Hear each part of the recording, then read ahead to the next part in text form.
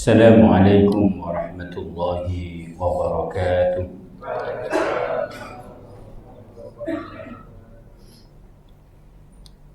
Bismillah walhamdulillah wassalatu wassalamu ala rasulillah Sayyidina Muhammad ibn Abdullah wa ala alihi wa sahbihi wa mawala amma ba'du.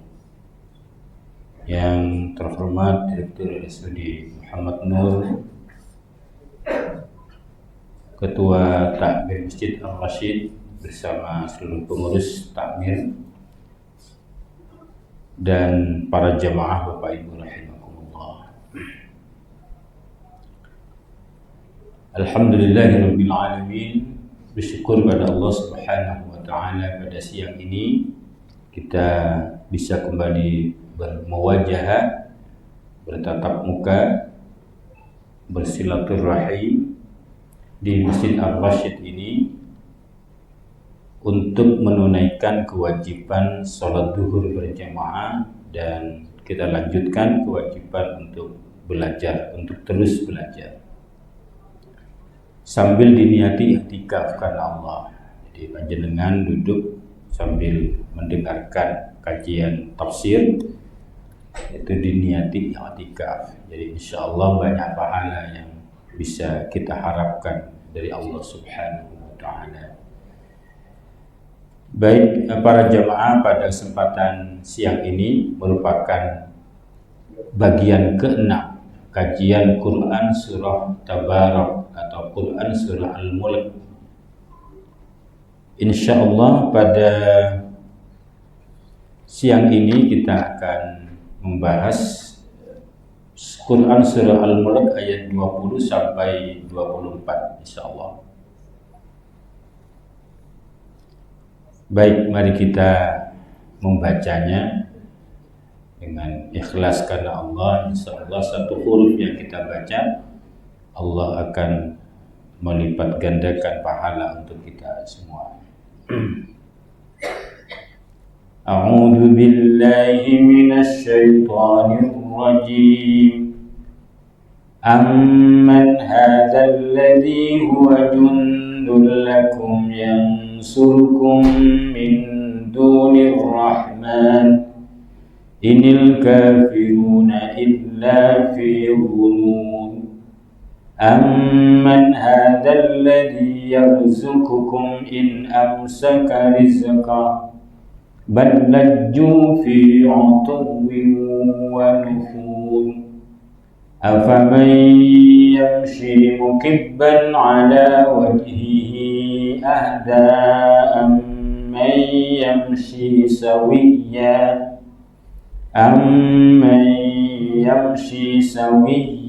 على صراط مستقيم. قل هو الذي أنشأكم وجعل لكم السمع والأبصار والأفئدة قليلا ما تشكرون. قل هو الذي ذرأكم في الأرض وإليه تحشرون. صدق الله العظيم. Baik para jamaah, Bapak Ibu rahimakumullah, pada ayat ke-20 ini Allah mengawali dengan satu pertanyaan. Meskipun pertanyaan ini sifatnya disebut dengan istifham ingkari, pertanyaan yang tujuannya untuk mengingkari, yaitu dalam firman-Nya amman hadzal ladzi huwa jundul lakum yansurukum min dunir rahman. Jadi atau siapakah yang akan menjadi bala tentaramu, penolong-penolongmu, yang dapat menolong kamu selain Ar-Rahman. Jadi ini pertanyaan tapi namanya istifham ingkari. Jadi kalau di dilafalkan biasa itu kurang dinamis, jadi komunikasi itu kurang menarik. Jadi kalau dilafalkan biasa, tidak ada bala tentara yang bisa menolongmu kecuali Ar-Rahman. Itu secara efek komunikasi itu kurang kuat. Dibentuk pertanyaan biar lebih dinamis, ada perhatian lebih dari pembaca, dari pendengar ketika diungkap dalam bentuk pertanyaan. Jadi amman hadzal ladzi huwa jundul lakum yansurukum min dunir rahman. Itu lebih dinamis, jadi komunikasinya lebih dinamis. Orang lebih tertarik untuk mendengarkan.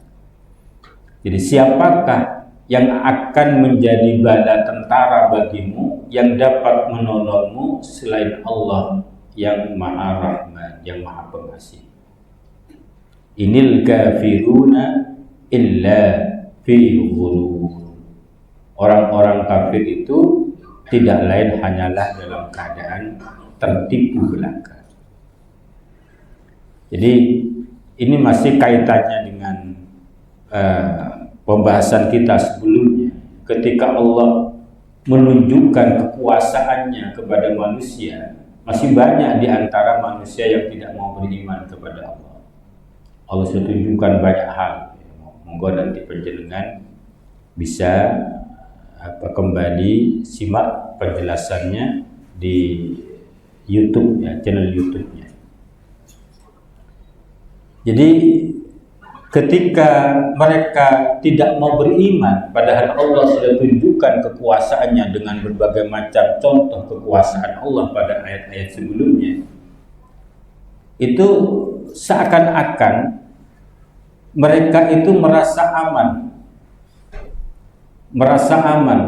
toh meskipun tidak beriman tidak ada apa-apa, tidak ada masalah. Meskipun tidak beriman tidak ada masalah, nggak ikut tuntunan Allah nggak ada masalah, aman-aman saja. Nah ini yang kemudian Allah mencelanya pada ayat ini dengan bentuk pertanyaan, bahwa banyak di antara orang-orang kafir itu yang merasa aman itu, tapi sungguhnya dia tertipu dengan keyakinannya. Karena tidak ada yang bisa menjadi bala tentara dia, pembela dia, penolong dia, kecuali Allah Subhanahu wa Ta'ala. Jadi pada kajian sebelumnya, tidak ada yang bisa menolak musibah Allah ketika Allah buka bumi tanah ini, kemudian manusia tenggelam bersama harta bendanya, itu gak ada yang bisa menolong semuanya kecuali pertolongan itu datangnya dari Allah Subhanahu wa Ta'ala. Jadi ini nadanya untuk mencela ya, kemudian menyatakan pengingkaran bahwa tidak benar mereka itu bisa menolong diri mereka sendiri. Mungkin saja sampai saat ya, di mana mereka masih menyatakan kesombongannya itu mungkin masih aman dari siksa Allah. Makanya di dalam ayat ini, di antara sirnya, kenapa Allah menggunakan kalimat Ar-Rahman, amman hadzal ladzi huwa jundul lakum yansurukum min dunir rahman. Jadi Ar-Rahman itu kasih sayang Allah yang meliputi kepada semua makhluknya, ya, wabil khusus pada manusia, baik manusia itu beriman atau tidak beriman. Semuanya dikasih nikmat Allah. Jadi orang-orang yang kafir pun dikasih nikmat Allah. Mungkin di dunia saja dia aman saja, nggak ada masalah.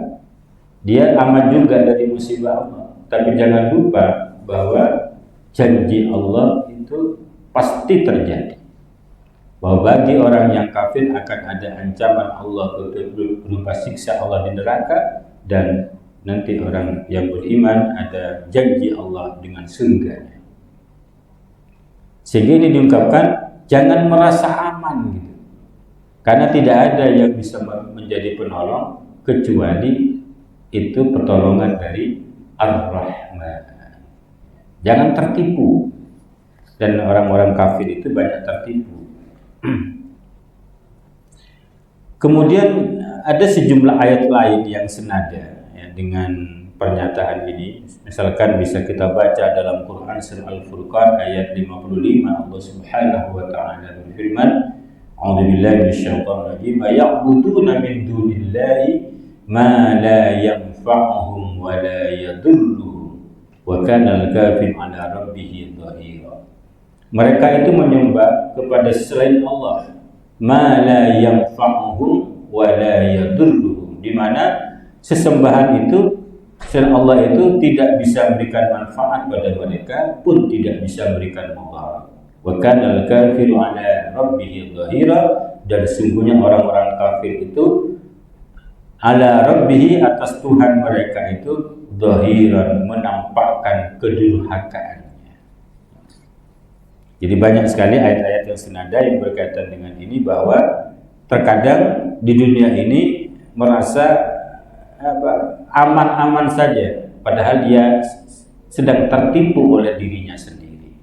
Allah mengecam dan mencela dan mengingatkan untuk tidak berperilaku seperti itu.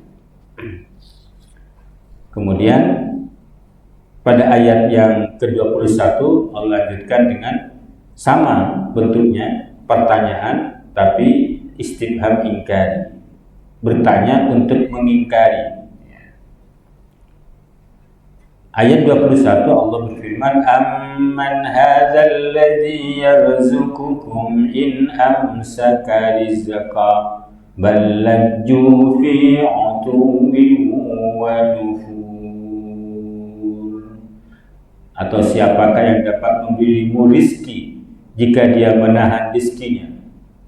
Sebaliknya mereka terus-menerus dalam kesombongan dan menjauhkan diri dari kebenaran. Jadi pemberi rizki itu kita yakini adalah Allah Subhanahu wa ta'ala. Jadi kalau Allah mau, Allah akan menahan rizki itu, tidak akan memberikannya kepada kita. Meskipun kita mungkin sudah banting tulang, sudah bekerja luar biasa siang malam, tapi Allah menahan rezeki itu tidak diberikan pada kita. Dan itu banyak contohnya. Jadi tidak semua orang yang bekerja keras itu kemudian sama dengan kaya, tidak gitu. Banyak yang hanya kerjanya yang luar biasa, tapi hasilnya nihil, hasilnya sedikit. Kenapa? Karena sang pemberi rezeki itu adalah Allah. Kita bisa membandingkan dalam banyak hal. Jadi kita bisa belajar dari kejadian sehari-hari di tengah-tengah kita, bahwa sesungguhnya harus dikembalikan kepada Allah pemberi rezeki kita, bukan dari diri kita. Jadi kita ini hanya diminta berusaha, sementara semuanya harus dikembalikan kepada Allah Subhanahu wa ta'ala. Allah tunjukkan itu, kekuasaannya Allah tunjukkan itu. Artinya kalau manusia bisa mengatur dirinya sendiri, itu semestinya orang yang bekerja keras itu kaya, kan gitu. Karena manusia mengatur dirinya sendiri. Tapi kenyataannya kan tidak demikian. Bahkan terkadang, meskipun tidak banyak, orang yang santai-santai saja justru oleh Allah digampangkan rezekinya. Sunnatullahnya kalau bekerja insya Allah mendapatkan rezeki. Itu sunnatullahnya. Tapi tidak semua orang yang bekerja keras kemudian rezekinya banyak, kan gitu. Jadi tidak bisa. Bahkan mungkin banyak yang dia peroleh bukan rezekinya. Nah, rezeki itu apa? Rezeki itu sesuatu yang bermanfaat untuk dirinya dan bermanfaat untuk orang lain. Kadang ada ditumpuk rezekinya tapi tidak ada manfaatnya untuk dirinya. Manfaat dirinya itu apa? Di dunia, lebih-lebih nanti di akhirat. sebagai simpan amal kita. Gitu. Itu rezeki kita. Ketika kita amalkan harta kita di dunia untuk kebaikan fisabilillah, itu menjadi rezeki kita yang nanti akan menemani kita ketika kita ada di alam kubur sampai berjumpa dengan Allah Subhanahu wa taala. Itu contoh-contoh yang Allah tunjukkan kepada kita bagaimana seharusnya kita menyikapi kehidupan ini. Semuanya harus dikembalikan kepada Allah. Kemudian Allah tunjukkan lagi dengan satu pertanyaan yang hampir serupa. Afaman yamshi mukibban ala wajhihi ahda amman yamshi sawiyan ala siratin mustaqim. Ayat kedua. Apakah orang yang berjalan dengan wajah tertelungkup itu lebih mendapatkan petunjuk ataukah orang yang berjalan tegap di atas jalan yang lurus? Pertanyaan juga. Ini membandingkan, namanya isti'arah tamsiliyah.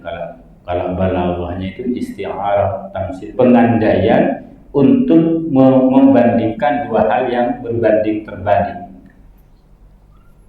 Jadi orang yang berjalan dengan tertelungkup, ya bentuknya bagaimana?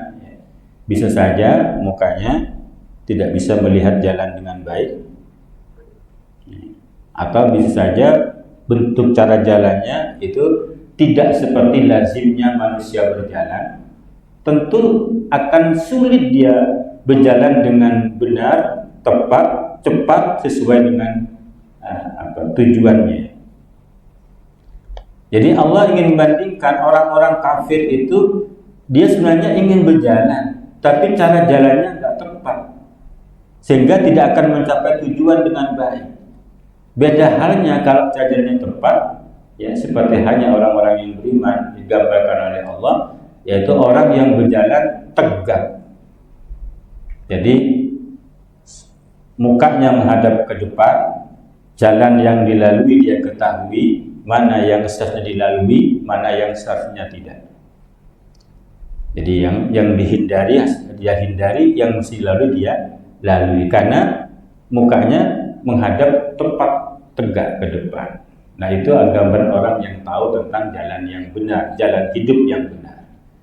Tentu beda, meskipun diungkap dalam bentuk pertanyaan, tapi Allah maunya menggugah kita bahwa tidak sama antara orang jalan yang tidak tahu arah hidup itu dengan orang yang jalan sudah tahu kemana dia harus berjalan. Itu digambarkan, ada orang jalan dengan muka tertelungkup, ada orang jalan muka tegap, menatap ke jalan mana yang seharusnya ia lalui. Itu gambar namanya isti'arah tamsiliyah. Nah, baru setelah itu, ya, para jamaah rahimakumullah, Allah ingatkan kita dengan ayat, ya, a'udzubillahi minasyaitonir rajim, qul huwallazi ansha'akum wa ja'ala lakumus sam'a wal absara wal afida qalilan ma tashkurun. Katakan Muhammad, sampaikan Muhammad, huwallazi ansha'akum, dialah zat, dialah Allah zat yang menciptakan kalian, wa ja'ala lakumus sam'a, dan menjadikan buat kalian as-sam'a, pendengaran. Sempat saya bahas. Satu mufrad, pendengaran, wal absar ini jamak, penglihatan, wal afidah ini hati, qulub, jamak dari ay qulubun, qalbun ay jamaknya qulub, hati. Qalilan ma tashkurun, sedikit di antara kita ini, ya, ma tashkurun, ya, mereka yang bersyukur kepada Allah. Jadi para jamaah, ini menarik, ya. Ketika Allah tunjukkan berbagai macam contoh, ya, yang Allah ingkari itu mulai tadi, ya, bagaimana seharusnya kita hidup ini, bagaimana rezeki itu dikendalikan oleh Allah, bagaimana cara jalan orang yang sesat dan yang mendapatkan petunjuk. Allah ingatkan pada kita dengan pernyataannya, huwallazi ansya'akum, dialah Allah yang menciptakan kalian. Setelah itu, wa ja'ala lakumus sam'a, Allah memberikan kita fasilitas. Yang pertama as-sam'a, pendengaran, satu mufrad, tunggal. Kemudian wal absar, ini jamak, penglihatan, wal afidah, dan hati. Ya, nanti kita bahas satu persatu. Nah, ada 3 fasilitas Allah yang diberikan kepada kita agar kita tahu mana yang benar, mana yang tidak benar, mana yang baik dan mana tidak baik. Apa itu? Yang pertama as-sam'a, pendengaran. Artinya untuk mengetahui mana yang benar, mana yang tidak benar, kita bisa menggunakan pendengaran. Sehingga kita bisa tahu, kita mendapatkan ilmu, termasuk pada siang hari ini, itu kita menggunakan as-sam'a. As-sam'a, pendengaran.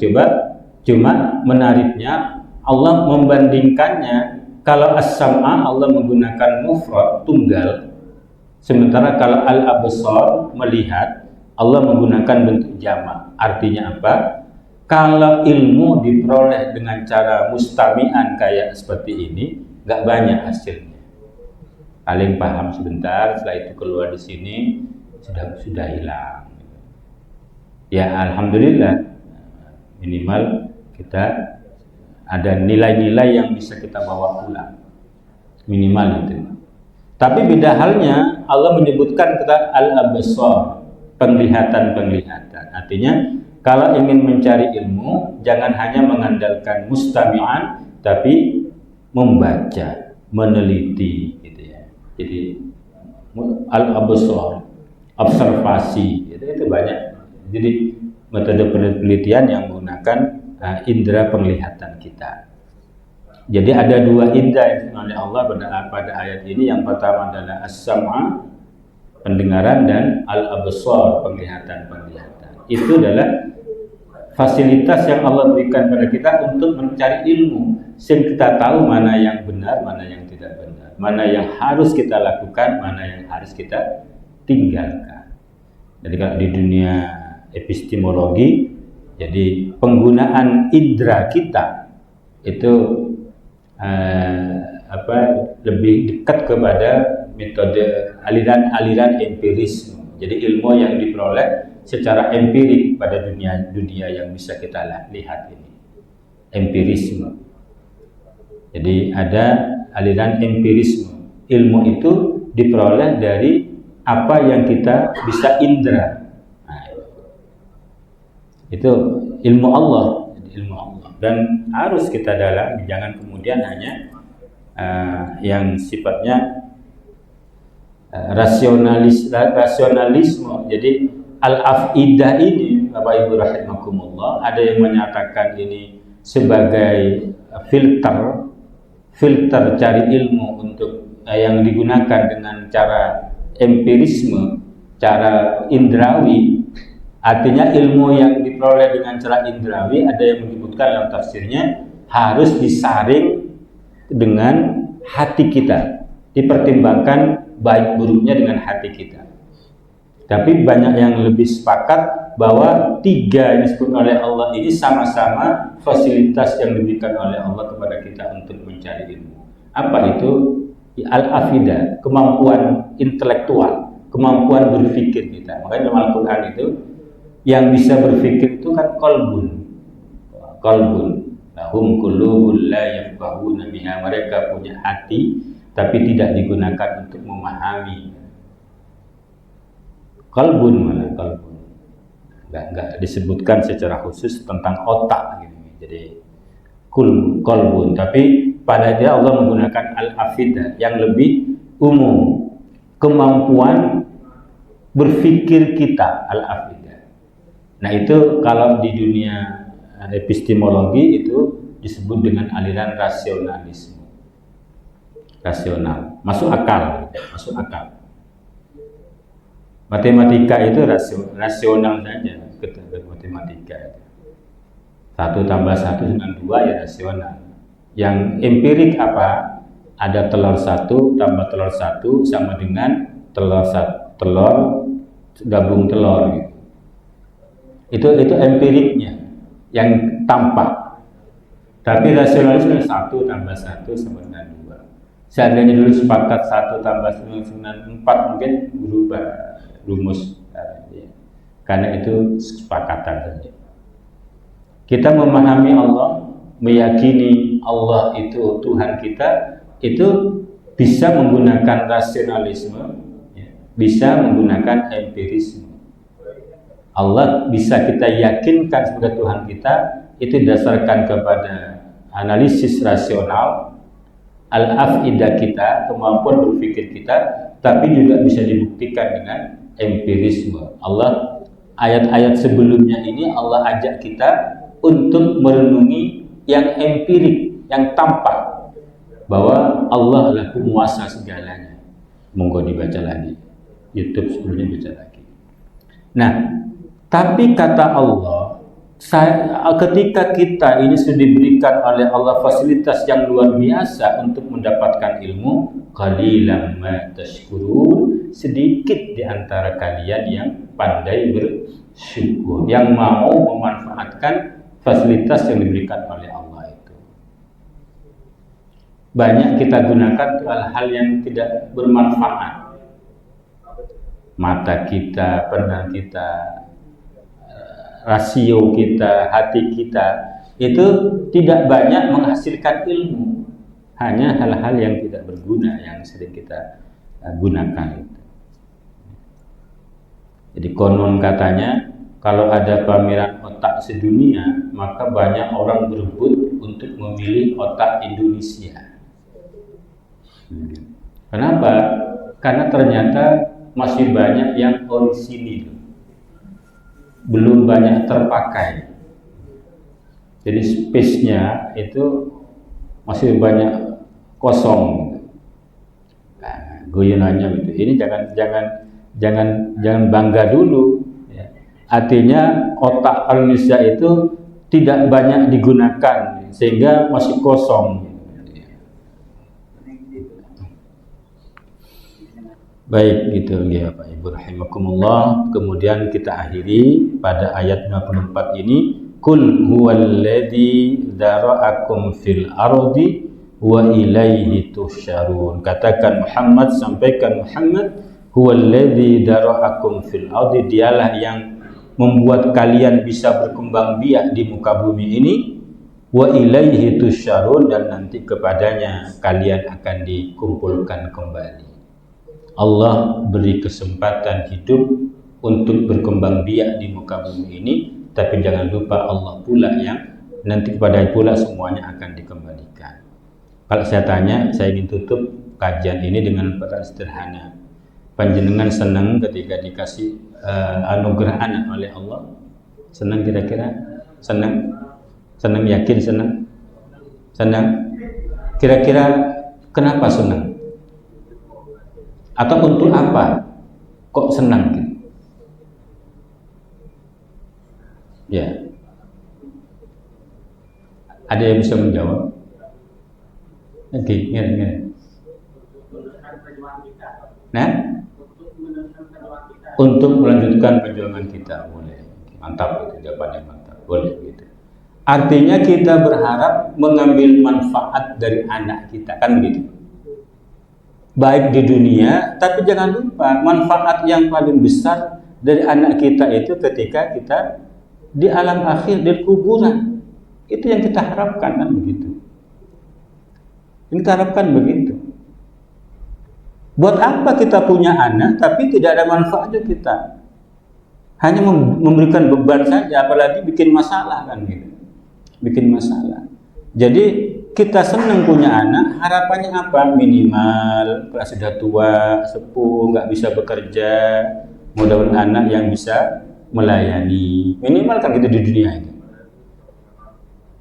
Kalau nggak ada gunanya, mending kan nggak usah punya anak. Malah bikin capek. Tapi yang paling pentinglah manfaat yang paling abadi ketika kita di dunia. Andaikan kita menjadi orang baik, alhamdulillah. Tapi ketika kita menjadi orang nggak baik, yang kita harapkan itu adalah doa dari anak-anak kita, kan begitu. Jadi doa dari anak kita itu. Maka ketika Allah beri kesempatan kepada kita untuk berkembang biak di muka bumi ini, jangan lupa bahwa kita semua nanti akan kembali pada Allah. Maka anak-anak kita seharusnya menjadi jalan kepada kita yang kembali lebih awal untuk bisa kembali dengan baik kepada Allah Subhanahu wa ta'ala. Semoga ada manfaatnya semuanya. Amin ya rabbal alamin. Allahumma arhamna bil Qur'an waj'alhu lana imaman wa nuran wa hudan ورحمة اللهم ذكرنا منه ما نسينا وعلمنا منه ما جهلنا وارزقنا تلاوته آناء الليل وأطراف النهار واجعله لنا حجة يا رب العالمين والعفو منكم والسلام عليكم ورحمة الله وبركاته. Waalaikumsalam warahmatullahi wabarakatuh.